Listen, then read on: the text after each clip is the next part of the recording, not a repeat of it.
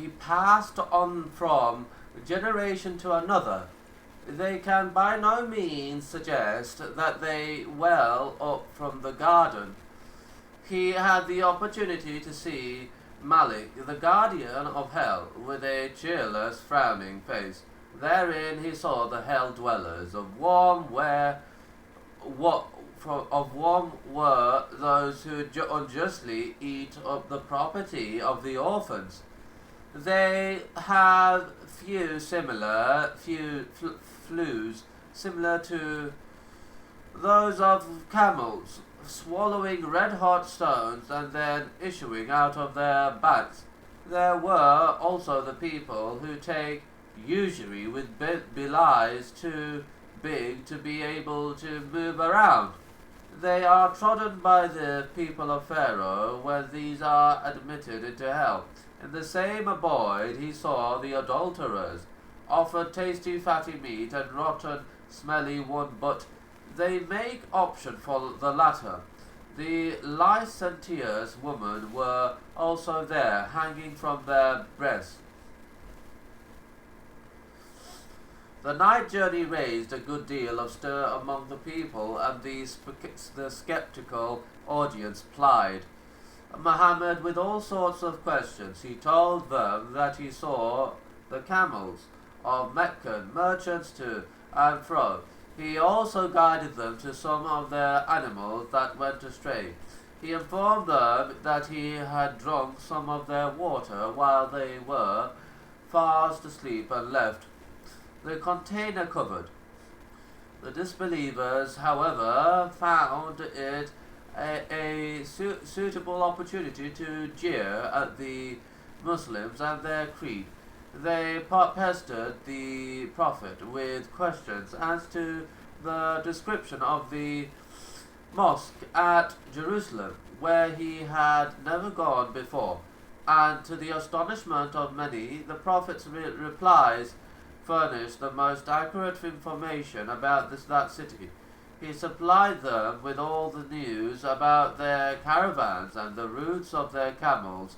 However, all this increased in them nothing but flight from the truth, and they accepted nothing but disbelief.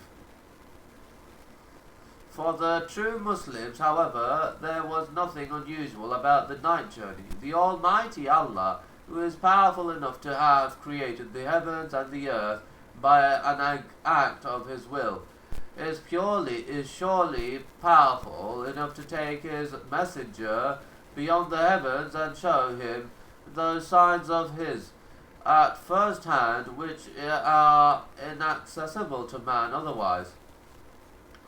The disbelievers on their part went to see Abu Bakr on account of this event.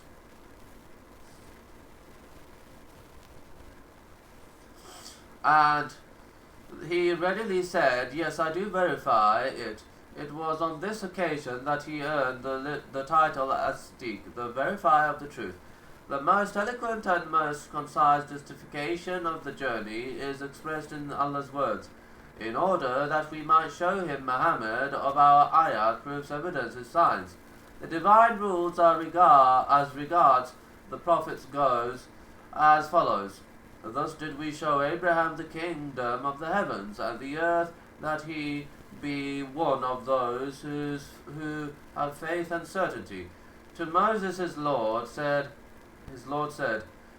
that we may show you some of our greater signs, in order that he be of those who have faith with certainty. The prophets, after seeing Allah's signs, will establish their faith on solid certainty, too immune to be parted with.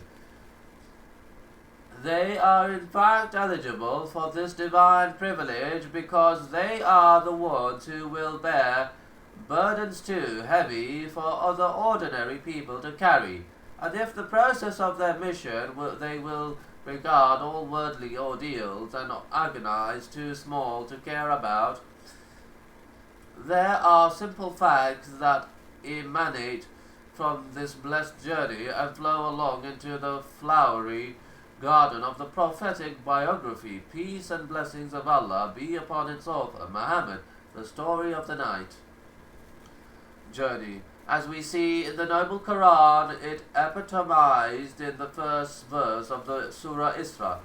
The journey by night, where then there is a quick shift to uncover the shameful deeds and crimes of the Jews, followed by an admonition saying that the Quran guides to that which is most just and right. This arrangement is not in fact a mere coincidence. Jerusalem was the first scene of the night journey, and here lies the message directed to the Jews, and which explicitly suggested that they would be discharged of the office of leadership of mankind due to the crimes they had perpetrated, and which no longer justified their occupation of that office.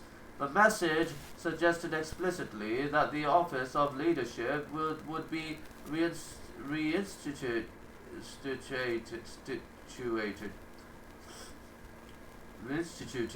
by the Messenger of Allah, to hold in his hand both headquarters of the Abrahamic faith, the holy sanctuary in Mecca and the farthest mosque in Jerusalem. It was high time for the spiritual authority to be transferred from a nation whose history got pregnant with treachery, covenant breaching, and aggressive, to another nation blessed with piety and dutifulness to Allah, with a messenger who enjoys the privilege of the Quranic revelation, which leads to that which is best and right.